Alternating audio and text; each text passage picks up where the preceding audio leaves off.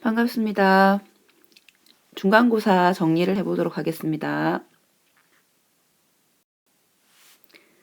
첫 번째, 과학적 탐구과정.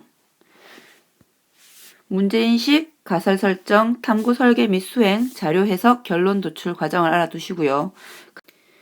각각의 단계를 말로 길게 표현했을 때 어떻게 표현할 수 있는지 한번 교과서를 다시 살펴주시기 바랍니다.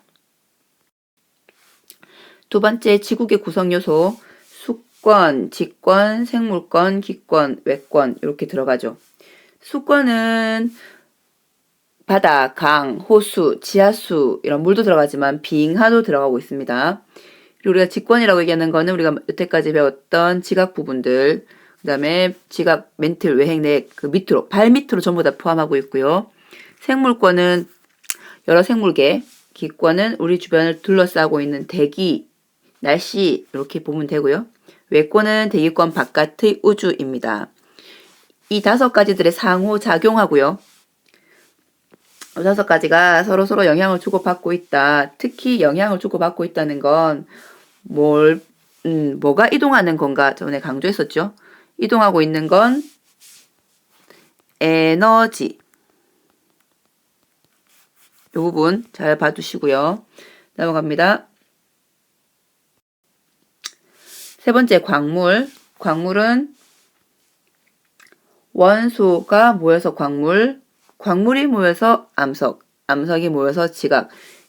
요 단계별 포함 관계를 잘 알아두셔야 되겠고요. 그리고 지각 구성 원소, 지각의 구성 8대 구성 원소라고 얘기했지만 우리가 베스트 1, 2, 3만 외우자고 그랬습니다. 베스트 1, 2, 3 뭐였죠? 산소, 규소, 알루미늄 3개는 알아달라고 했죠. 순서대로, 많은 순서대로. 그리고 자, 주요 조항 광물은 몇 가지는 확실하게 기억해야 된다 그랬냐면 6가지. 저번 시간 게임할 때 다시 강조했었습니다. 주요 조항 광물 6가지를 일단 밝은 거, 어두운 거를 구분합시다. 밝은 거 2개는 석영이랑 장석. 그 다음에 나머지 4개가 감남석, 휘석, 각섬석, 흑운모였습니다. 기억해 주시고요. 넘어갑니다. 지구상에는 4,000가지 정도의 광물이 있는데 그걸 여러 가지를 여러분 우리가 제일 많이 보이는 것들을 눈앞에 두고 구분한다면 가장 큰 특징들이 결정형 그리고 색과 조흔색 쪼개지거나 깨지거나 그리고 굳기 크게 보면 4가지의 구분 방법이 있습니다. 1, 2, 3, 4 거기다가 더하자면 염산에 반응하느냐 자석의 성질을 가지느냐 이런 것들이 있었죠. 자, 그리고 조흔색은 어떤 거였죠? 조흔색 만들조 흔적흔 흔적을 만든 거 돌로 흔적 만든다는 건 가루밖에 없는 거죠. 가루의 색깔 조흔색 있습니다. 그리고 쪼개지냐 깨지냐 여러분 수박을 쪼갠다고 얘기합니다. 깨끗한 면으로 갈라지는 건 쪼개짐 깨진다는 건 박살이죠. 박살 수준으로 생각하면 되겠습니다. 헷갈리지 마시고요. 굵기는 모스 굵기계 활석 방형 인정 석황 강금을 전부 외울 필요는 없지만 어떻게 구분하는가 서로 긁히고 안 긁히고를 여러분한테 제시했을 때 어느 게 가장 단단한 건가 구분을 할 수 있어야 되고요. 모스가 제시한 굵기 중에서 제일 무른 건 활석 그리고 제일 단단한 건 금강석이었습니다. 그것도 알아두십니다. 넘어갑니다.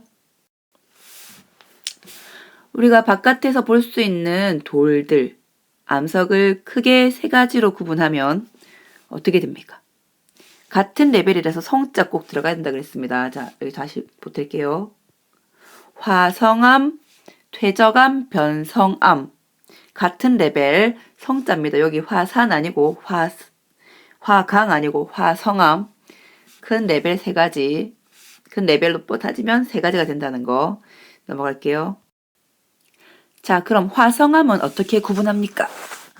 화성암은 일단 가장 여러분이 주의 깊게 봐야 되는 4가지를 제시했습니다. 선생님이 화강암이랑 유문암 그리고 반려암이랑 현무암 이렇게 구분해 놓는다면 어떤 기준으로 구분한 걸까요? 여기서 이렇게 다른 기준이 있다면 이거는 뭘까요? 잠깐만 생각해 보세요. 네, 밝기입니다. 색, 밝기. 이쪽은 어떤 애들? 밝은 애들. 그리고 반려암이랑 현무암은 어두운 애들. 이런 기준으로 구분할 수 있고요. 첫 번째 기준은 색이랑 밝기로 구분이 가능하다. 그리고 이번엔 이렇게 구분해 볼게요. 화강암이랑 반려암을 묶고요. 유문암이랑 현무암을 묶어 보겠습니다. 화강암과 반려암 대 유문암과 현무암 이렇게 되면 어떤 기준으로 나눈 걸까요? 여러분이 화강암을 부수는 활동을 해봤습니다. 화강암은 장석, 흑운모, 석영들의 알갱이가 보였죠.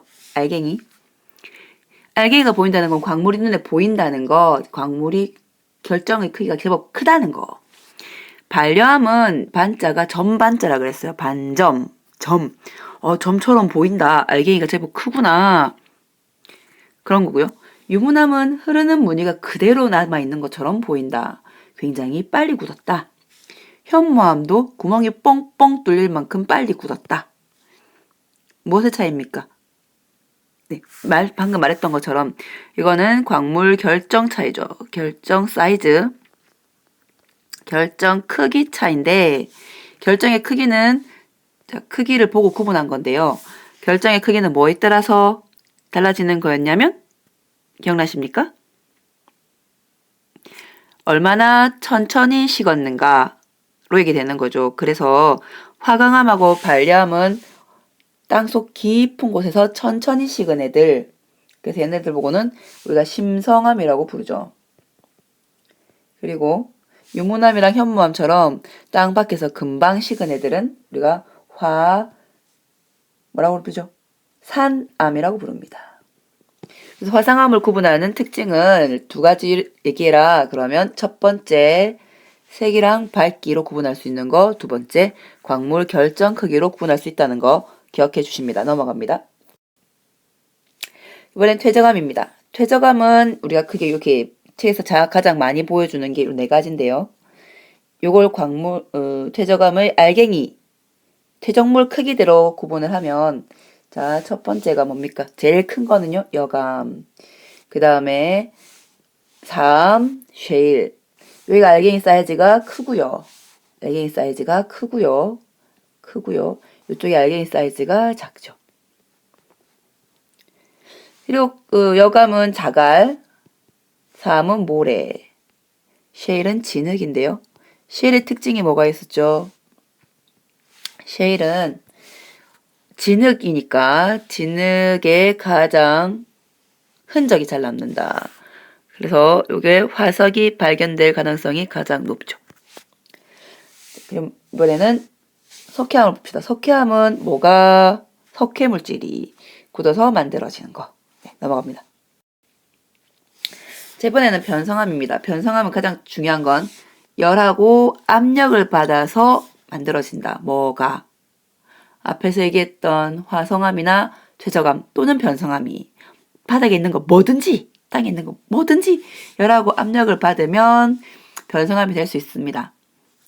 자, 그러면 열하고 압력 받으면 돌이 마그마가 되기 직전까지 간다고 보면 됩니다. 노글랑말랑. 노글랑말랑한 상태가 돼서 부분적으로 녹을 수도 있거든요. 그러면 그것들이 자기들이 결정을 키우는데 시간을 할애할 수 있죠. 살짝 녹아서 나 쟤랑 같이 석영끼리 뭉치고 싶어. 저 석영이랑 같이 뭉치고 싶어가 됩니다. 자기들끼리 점점 다시 결정의 사이즈를 키워가기 때문에 투명한 건 투명한 끼리, 까만 건 까만 것끼리 모이게 되죠. 그래서 편마음의 그 까맣고 흰 무늬가 나타나는 겁니다. 자, 일단 사암은 변하면 뭐가 됩니까? 사암이 열 압력을 받으면 규암이 됩니다. 규암은 좀 많이 투명한 느낌이었죠. 그 다음에 화강암은 열 압력 받으면 화강암 안에 석영, 장석, 흑운모 이런 게 있으니까 석영끼리 뭉치고 다시요. 흑원목끼리 뭉치고 생각해 주세요. 그러면 흰 라인, 까만 라인 나오는 뭐가 되죠? 편마암이 됩니다. 그리고 석회암은 우리가 비싸게 팔리는 대리석, 대리암이 되고요. 네. 아, 쌤 사진을 추가하려고 그랬는데 여러분 다 기억해 주세요. 편마암 사진요. 편마암 사진. 여러분 봤던 거 뭐 있었죠? 교문 들어서자마자 야구장 펜스 옆에 우리 화단에 편마암 있었죠? 여러분 그거 꼭 기억해 주세요. 넘어갑니다. 자, 지구 내부를 알아내는 방법 여러 가지가 있죠. 시추, 지진파 조사, 그리고 화산 분출물 수거하는 거 이런 거 있었는데 가장 효과적인 방법은 돈도 작게 들고 덜 위험한 지진파 연구 그리고 내부까지 전부 다 파악할 수 있는 지진파 연구 요거였습니다. 그래서 알아낸 구조는 몇 개 층? 4개 층. 지각, 멘틀, 외핵, 내핵이 있었죠. 외핵, 내핵. 그리고 각각의 특징들 여러분 잘 알고 있죠? 넘어갑니다. 그리고 판구조론. 판구조론은 데게너가 대륙의 동설을 주장했었고 대륙의 동설에서 설명하지 못했던 거 뭐였죠? 대륙이동의 원동력. 그 원동력이 어떻게 설명됐냐면 멘틀이 대류하면서 힘을 받는 거다. 멘틀 대류설로 설명이 되었고요. 나중에 해저가 확장한다는 바다가 벌어지고 있다. 해저가 확장한다는 해저 확장설. 요게 밝혀지면서 해저 확장한다 밝혀지면서 요것도 인정받고 요것도 인정받게 됩니다. 그래서 요것들이 다 뭉쳐서 요것들이 한꺼번에 설명되는 게 바로 판구조론이었습니다. 판구조론. 그래서 판의 개념이 뭐였냐면 판이라는 건 지각과 대륙지각 그다음에 해양지각, 지각과 멘틀의 상부였죠. 그것들이 움직인다 그런 거였습니다. 넘어갑니다. 자, 그리고 우리가 판의 경계를 알아낸 방법은요. 자, 필름 3장 봤던 거 기억하셔야 됩니다. 화산이 일어난 장소들 그리고 지진이 일어난 장소들을 점에 지도에다가 콕콕콕콕 찍어가지고 보니까 라인처럼 나타나더라. 그걸 우리가 뭐라고 부르냐면 화산대, 지진대라고 부르죠. 화산대랑 지진대를 보니까 라인으로 연결되고 그게 이제 선으로 연결하면 이게 판의 경계가 됐던 겁니다. 요거 가지고 판의 경계를 알아낸 거죠. 그래서 여러분이 판의 경계들을 선생님 지도 제시 못했는데요. 판의 경계들을 여러분이 교과서에 있는 그 그림을 보고 다시 한번 파악해 주시고요. 넘어갑니다. 자, 지진 대처 방법. 우리가 크게 3가지로 선생님이 제시했습니다. 여러 가지가 있지만 일단 제일 중요한 거는요. 실내에 있으면 책상 밑으로 들어가서 머리를 보호해야 되고요. 책상 밑. 그다음에 이동할 때는 엘리베이터 금지. 안 됨. 왜? 전기 끊기면 고립되니까. 안 됨. 그리고 여러분 밖에 있다면 건물에서 간판 같은 게 떨어지고 뭐 날아올 수 있으니까 항상 주위를 살펴야 되고요. 주위를 살펴야 되고 주위 살피고 그리고 건물 바로 옆에 붙어 있으면 안 됩니다. 떨어지니까. 그리고 또 뭐 또 더하기 바다로 달려가면 안 됩니다. 쓰나미 올 수 있으니까 바다 달려가면 안 되고 산사태 일어났으니까 산도 사실은 조심해야 됩니다. 여러 가지 조심해야 될 것 많습니다. 자, 여러분 시험 공부 열심히 하시고요. 마지막까지 끝까지 물고 늘어지면서 보셔가지고 알고 있는데 잘못해서 틀린 문제 없게 만들어주시고 여러분한테 행운이 가득하길 빕니다. 끝. 덧붙여서 이 중간고사 정리 동영상을 본 선착순 3명에게 3명 작지만 선생님 반 오늘 아침에 축구하고 나눠준 초코파이 남아있습니다. 초코파이 하나씩 드립니다. 교무실에 와서 선생님을 불러주세요. 들어오면 안 됩니다. 불러주시면 선착순 3명에게 초코파이를 드립니다. 끝. 진짜 끝.